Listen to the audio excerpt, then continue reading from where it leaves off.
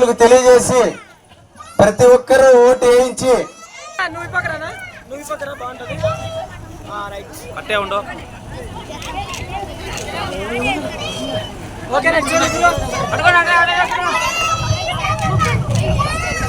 మండల సీనియర్ నాయకులకు మరియు అదే విధంగా గ్రామస్తులకు నా సోదరి సోదరిమణులందరికీ పేరు పేరున నమస్కారాలు తెలియజేసుకుంటున్నాం.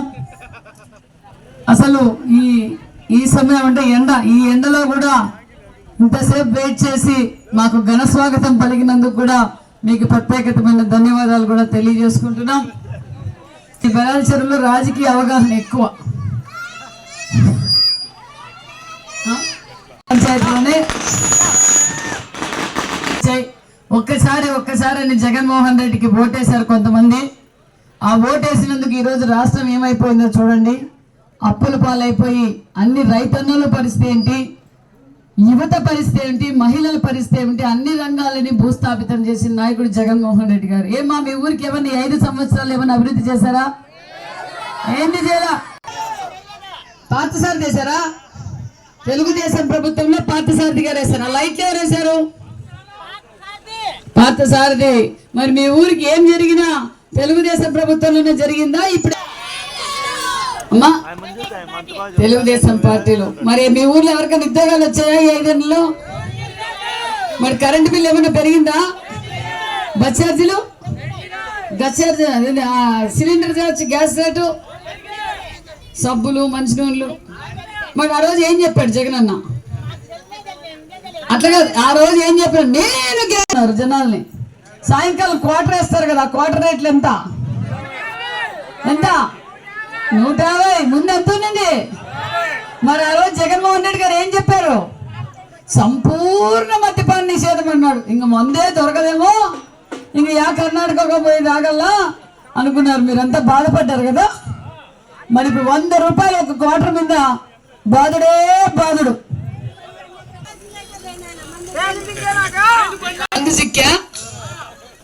అందుకేనక్క జగన్మోహన్ రెడ్డి మన దగ్గర నుంచి దోచుకుంటున్నాడు అన్న విషయం మీరు తెలుసుకోండి. గతంలో చంద్రబాబు నాయుడు గారు చెప్పారు, మోసపోవద్దండి, ఈ రాష్ట్రానికి రాజధాని లేకుండా చేస్తాడు, పోలవరం పూర్తి చేయడు, ఫ్యాక్టరీలు తీసుకురాలేడు, చేతగాని ముఖ్యమంత్రి అవుతాడు జగన్మోహన్ రెడ్డి. వద్దు అంటే ఒక్కసారి అని చెప్పి ఓటేసినందుకు ఈరోజు మనం సర్వనాశనం అయిపోయినాం. మరి ఇప్పుడు ఏం చేద్దాం అంటే మనం అంతా తెలుగుదేశం కాబట్టి అట్లే అంటామేమో. రోజు ఎక్కడ చూసినా చంద్రబాబు నాయుడు గారి అభివృద్ధి కనిపిస్తుంది. ఒక పక్క నాసన్, ఒక పక్క బెల్లు, ఒక పక్క కియా మోటార్స్, ఒక పక్క గార్మెంట్స్. ఎక్కడ చూసినా చంద్రబాబు నాయుడు గారు వేసిన రోడ్లు, ఎక్కడ చూసినా మనం వేసిన ఎల్ఈడి బల్బులు, ఎక్కడ అభివృద్ధి కనపడినా అది తెలుగుదేశం ప్రభుత్వంలోనే అభివృద్ధి జరిగింది. ఈ 5 సంవత్సరాలుగా వైసీపీ ఎమ్మెల్యేలకి దాచుకోవడమే సరిపోయిందే తప్ప అభివృద్ధి చేసింది లేదు. 100 రూపాయలు బాదుతామన్నాడు, రోజుకు 3000. రోజుకి 100 రూపాయలు అయితే నెలకు 3000, 12 నెలలకి 36,000. 36,000 మీకు అమ్మవాడు ఎంత ఇస్తున్నాడు? ఇస్తే 23,000 ఎక్కడ పోయింది చెప్పండి మళ్ళా. ఎక్కడ పోయింది? జగన్ దగ్గర పోయింది. కాబట్టి అట్లా దోచుకుంటా అన్నాడు, బటన్ నొక్కుతున్నాను అంటున్నాడు, మన దగ్గర నుంచి దోచుకుంటున్నాడు అనే విషయం మీరు తెలుసుకోవాలా. కాబట్టి మీకు అందరికీ తెలియజేసేది ఒక్కటే, ఈరోజు మళ్ళీ కొత్త డ్రామా. మనము పెన్షన్లు మొదలు పెట్టిందే తెలుగుదేశం పార్టీలో అన్న నందమూరి తారక రామారావు గారు. మీకు పెన్షన్ ఇచ్చేకి చేతగాక మేమేం చెప్పారు? ఎలక్షన్ కమిషన్ ఏం చెప్పింది? వాలంటీర్ల ద్వారా పెన్షన్ ఇద్దాం అన్నారు. గ్రామ సచివాలయాల్లో ఉద్యోగస్తులు లేరా పెన్షన్ ఇవ్వడానికి? ఈ రోజు మిమ్మల్ని అందరినీ ఇబ్బంది పెట్టాలా అని చెప్పి బ్యాంకుల దగ్గరికి, పోస్ట్ ఆఫీసుల దగ్గర వాళ్ళు ఇస్తుంటే వైసీపీ నాయకులు పోయి మీరు ఇవ్వద్దని బెదిరిస్తున్నారు. ఎందుకంటే చంద్రబాబు నాయుడు పెన్షన్ ఇవ్వద్దంటాడా? చంద్రబాబు నాయుడు గారుగా తెలుగుదేశం పార్టీ పుట్టినప్పుడే పెన్షన్ విధానం మొదలైంది మన తెలుగుదేశం పార్టీలో. 200 ఉన్న పెన్షన్ 2000 చేసిన ఘనత చంద్రబాబు నాయుడు గారు. అంతేకాదు ఈ రోజు 3,000 అని చెప్పి మోసం చేసి 5 ఏళ్లకు 3,000 ఇచ్చాడు. మరి 1వ తారీఖు ఈ నెల ఏప్రిల్ నుంచే 4,000 పెన్షన్ ఇవ్వబోతున్నాం. జూలై 1వ తారీఖున 7,000 పెన్షన్ ఇవ్వబోతున్నారు మన చంద్రబాబు నాయుడు గారు. కాబట్టి మీరందరూ తెలుసుకోవాల్సింది ఒకటే, జగన్మోహన్ రెడ్డి గారు అక్కడ ఆయనకి గేట్లు తెరిచున్నాయి. ఏం గేట్లు చెప్పండి? ఏం గేట్లు? సెంట్రల్ జైలు గేట్లు తెరిచున్నాయి, అర్థమైపోయింది. కాబట్టి మీరందరూ ఆలోచించుకొని మీ పిల్లలు ఉద్యోగాలు కావాలా, మనకి కియా లాంటి ఫ్యాక్టరీలు రావాలా, మన చెరువుకు నీళ్లు రావాలా, మన గ్రామం అభివృద్ధి జరగాలంటే మనకు చంద్రబాబు నాయుడు గారు రావాలి. కాబట్టి ఇద్దరు లోకల్. మీరు ఎప్పుడు పోయినా శాంతమ్మని కానీ ఉషమ్మని కానీ కలవాలంటే బెంగళూరుకు ఊరు బళ్ళారికి ఊరు పోవాలా. మరి పార్థసారథి గారిని సైతమ్మని కలవాలంటే పెనుగొండలోనే కలవచ్చు. కాబట్టి ఏ కష్టం వచ్చినా ఏ ఇబ్బంది వచ్చినా మీతో పాటు మేము ఉంటాం, ఉన్నాము కూడా, గతంలో కూడా ఉంటామని కూడా తెలియజేస్తున్నాం. హాయ్ హలో అందరికీ నమస్తే, వెల్కమ్ టు స్టార్ జై మనం న్యూస్. ఆంధ్రప్రదేశ్లో సార్వత్రిక ఎన్నికలు కేవలం ఒక వారం రోజులు మాత్రమే ఉంది. ఈ సమయంలో ప్రజల వద్దలకి వెళ్ళి సంక్షేమ పథకాలు వివరిస్తూ దూకుడుగా ప్రవర్తిస్తున్నారు. దాంతోపాటు ప్రజలకు Telugu Desam party Chandrababu Naidu manifesto super 6 పథకాల గురించి వివరిస్తూ గోరంట్ల మండలం విస్తృత పర్యటన చేస్తున్నారు యువ నాయకులు యువశేఖర్ గారు. ఆయనతో 2 నిమిషాలు కలిసి మాట్లాడుకుందాం. నమస్కారం. ఓకే, ప్రజెంట్ ఇప్పుడు ఎలా ఉంది ఆంధ్రప్రదేశ్ పరిస్థితి? చూస్తూనే ఉన్నారు, జగన్మోహన్ రెడ్డి గారి పాలన చూశారు. ముందుగా గోరంట్ల ఎలా ఉంది పరిస్థితి? మనం ఈ గవర్నమెంట్ గురించి, ఇప్పుడున్న గవర్నమెంట్ గురించి మనం మాట్లాడాలనంటే పబ్లిక్కి కొన్ని నీడ్స్ ఏమున్నాయో కొన్ని పథకాలు పెట్టారు, అవి చేసినారు. కోర్స్ దాన్ని మనం కాదనము. బట్ కాకపోతే విలేజెస్లో ఉన్న డెవలప్మెంట్స్ ఆగిపోయినాయి. ఈ సిమెంట్ రోడ్స్ అయితే కానీ, ఈ లైన్స్ అయితే కానీ, ఇట్లా డ్రైనేజ్ వ్యవస్థ సిస్టమ్ కానీ, ఇట్లాంటి దాని మీద ఎక్కువ వాళ్ళు ఫోకస్ చేయక కేంద్రీకరించలేదు. ఇప్పుడు మనము చూస్తూ ఉంటే రోడ్లన్నీ గుంతలుగా ఉన్నాయి, అవన్నీ మనకు కనపడుతూనే ఉన్నాయి. కోర్స్ ఎప్పుడైనా సరే ఒక విలేజ్ కానీ, ఒక టౌన్ కానీ, లేదా ఒక రాష్ట్రం కానీ డెవలప్ కావాలని అంటే సంక్షేమ పథకాలతో పాటు అభివృద్ధి జరగాలి. డెవలప్మెంట్ అనేది 100% జరగల.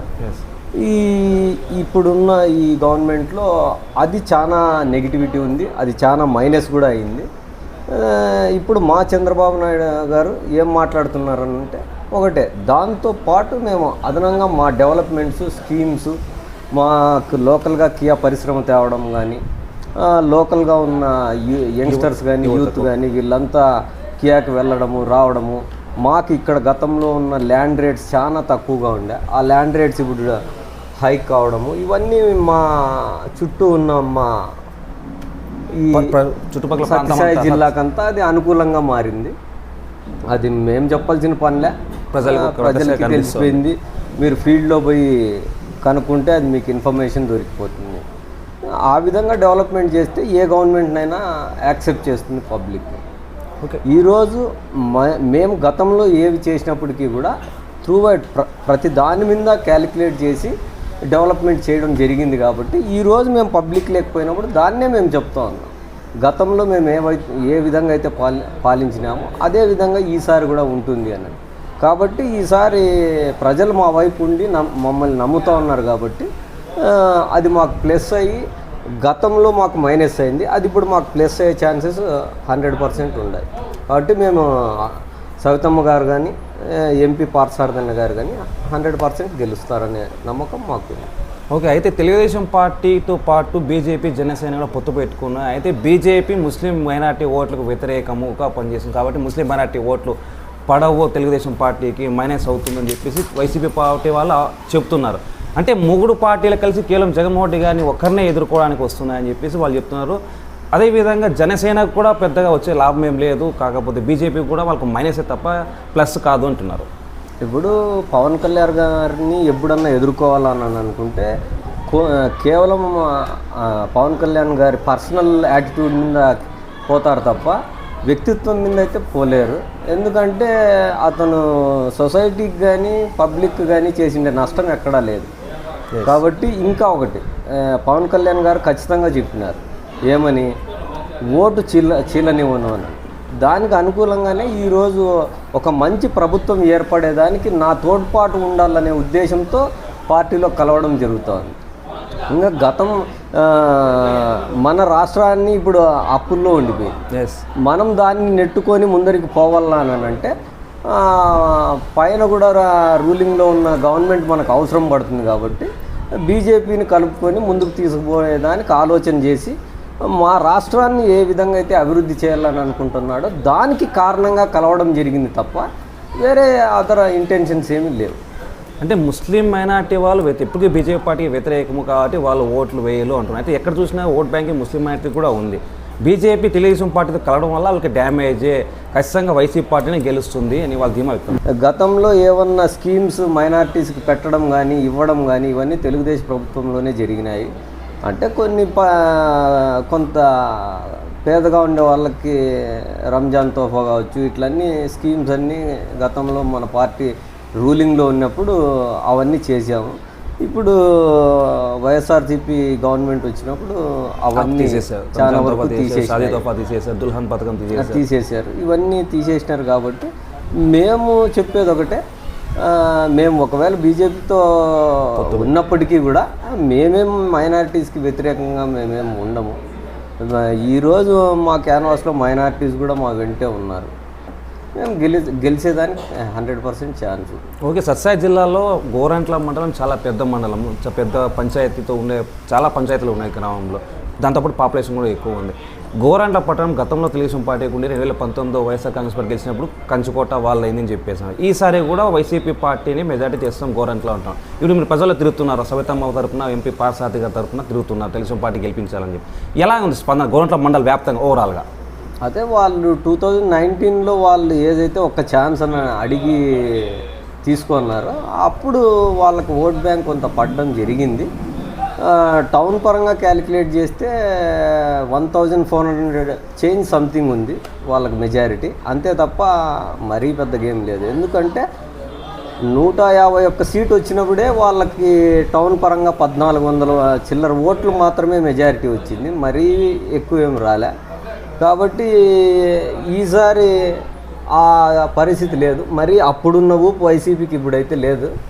సో 100% మాకు మెజారిటీ వస్తుందనే దానికి ఆ ఒక్క నిదర్శనం చాలు, మా పార్టీ గెలిచే అవకాశం ఉంది. ఓకే, చివరిగా ఒకే ప్రశ్న, వైనాట్ 175 నినాదంతో జగన్మోహన్ రెడ్డి వచ్చారు, ఖచ్చితంగా గెలుస్తాను, ఈసారి కూడా రూలింగ్ ఏమీ చేస్తాము, 150 సీట్లు గతంలో వచ్చే సీట్లు తగ్గచ్చు కానీ రూలింగ్ చేస్తామని తెలుగుదేశం పార్టీ పైన వాళ్ళు సవాల్ విసురుతున్నారు.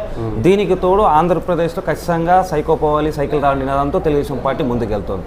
సూపర్ 6 పథకాలు ప్రజలకు ఖచ్చితంగా వర్తిస్తాయంట తెలుగుదేశం పార్టీ గెలిస్తే? అవును, ఇప్పుడు మన ఇక్కడ మనకు లోకల్గా సత్యసాయి డిస్టిక్ అంటే ఇక్కడ మనకు ఎక్కువ కరువు ఎక్కువ ఉంటుంది. కొంతమంది రైతులకి 10 ఎకరాలు ఉన్నప్పటికీ కూడా వాళ్ళు అవేం నీరుంటే ఏదన్నా చేసుకోగలము, లేదంటే నిరుపయోగంగా ఉండిపోయినాయి అవి. కాబట్టి వాళ్ళకి 10 ఎకరాలు ఉన్నప్పటికీ కూడా కానీ వాళ్ళు పేదగానే ఉండిపోయినారు. ఇట్లాంటివన్నీ మేము మా ప్రభుత్వం వచ్చినప్పుడు దానిపైన క్షుణ్ణంగా ఆలోచన చేసి అవి తీసేయడము, ప్లస్ పెన్షన్ ఒకరికే కాకోకుండా ఇద్దరికి ఇవ్వాలనడము, కొంత పెన్షన్ని పెంచడము, ఇవన్నీ క్యాలిక్యులేట్ చేస్తూ మా నాయకుడు డిసైడ్ అయినాడు. దానికి పరంగా మేము 100% వచ్చేదానికి మాకు ఛాన్సెస్ ఉన్నాయి మా ఈ త్రూ వైడ్గా. మీరు ఇంకా ఆంధ్రప్రదేశ్ వైడ్గా అని అంటే వైనాట్ 175 అనేది ఒకవేళ చెప్పడానికి బాగుండొచ్చేమో, కానీ ఫ్రాంక్గా ఆలోచిస్తే 175కి 175 వస్తాయో లేదో మీకే తెలుసు. ఓకే, చివరిగా ఒకే ఒక ప్రశ్న, ఇప్పుడు పెనుగొండ నియోజకవర్గంలో వైఎస్ఆర్ కాంగ్రెస్ పార్టీ నుంచి ఉషశ్రీ గారు పోటీలో ఉన్నారు, తెలుగుదేశం పార్టీ నుంచి సబితమ్మ గారు, ఇద్దరి మధ్య పోటీ ఎలా ఉండబోతే ఎవరు గెలవబోతున్నారు? ఇద్దరి మధ్యలో పోటీ అని అంటే ఇప్పుడు సవితమ్మ గారు 100% పెనుగొండలోనే ఉంటారు. ఇప్పుడు ఉషశ్రీ గారు కళ్యాణ దుర్గం నుంచి ఇక్కడికి రావడం జరిగింది. ఎంతన్నా అక్కడ నెగిటివిటీ ఉంటేనే ఇక్కడికి వచ్చింటారు, అంతే కదా, లేదంటే అక్కడే కంటెస్ట్ చేసి ఉండొచ్చు. ఇక్కడికి వచ్చినారంటే అక్కడ నెగిటివిటీ ఉంటేనే ఇక్కడికి వచ్చినారు కదా అనేది మా నమ్మకం. సో సవితమ్మ గారు కొంత ఏవైనా మీరు తీసుకుంటే పెనుగొండలో అన్న క్యాంటీన్ నడపడం కానీ ఇట్లాంటివన్నీ కొంత కరోనా సమయంలో పబ్లిక్కి కొంచెం దగ్గరగా ఉండి సర్వీస్ చేయడము, వాళ్ళ బాగోగుల్లో కొంత తోడ్పడము, ఇవన్నీ జరిగినాయి. కాబట్టి గెలవడానికి 100% ఇప్పుడున్న ఇన్ఫర్మేషన్ ప్రకారంగా పెనుగొండలో కూడా ఈసారి టీడీపీ పార్టీకి మెజారిటీ వస్తుంది అనేది మాకుంది. ఈ అంశాలన్నింటినీ లెక్కేసుకుంటే సవితమ్మ గారు గెలవడానికి 100% ఛాన్స్ ఉంది. ఓకే, చూసారా కదండి, ఖచ్చితంగా వైనాట్ 175 నినాదంతో వచ్చిన జగన్మోహన్ రెడ్డి గారు చెప్పే ఉత్తుత్వ మాటలే చెప్తున్నారు తప్ప కలిబుల్లి మాటలు ప్రజలు నమ్మే ప్రసక్తే లేదు. ఖచ్చితంగా ఈసారి చంద్రబాబు నాయుడు గారు గెలుస్తారు, సీఎం అవుతారు. ఆంధ్రప్రదేశ్కి మళ్ళీ పూర్వవైపు రాబోతుంది. అభివృద్ధితో పాటు నిరుద్యోగ యువతకు భవితగా ఖచ్చితంగా కలుగుతుంది. అదేవిధంగా శ్రీ సత్యసాయి జిల్లా పెనుగొండ నియోజకవర్గంలో ఉషశ్రీ గారు ఓడిపోతారు. ఆమె మీద భారీగా ఖచ్చితంగా తెలుగుదేశం పార్టీ సవితమ్మ గారు మంచి మెజార్టీ సాధించి గెలిచాల్సిన ఆశాభావం వ్యక్తం చేశారు. గోంట్ల మన యువ నాయకులు నిమ్మల యువకిషోర్ గారు, యువకిషోర్గా పేరు తెచ్చుకున్న యువశేఖర్ గారు మాట్లాడారు. చూసారు. నెక్స్ట్ ఇంకో ఇంటర్వ్యూ కలుద్దాం. Thank you.